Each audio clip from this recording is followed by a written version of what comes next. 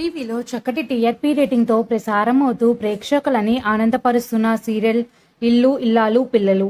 ఈ సీరియల్ ప్రతిరోజు సోమవారం నుండి శనివారం వరకు సాయంత్రం 7:30కి మన మా టీవీలో టెలికాస్ట్ అవుతుంది.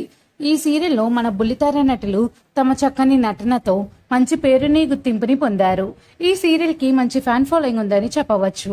ఈ సీరియల్లో నటిస్తున్న మన బుల్లితెర నటి సుందరి ఎప్పుడు సోషల్ మీడియాలో యాక్టివ్ గా ఉంటుంది.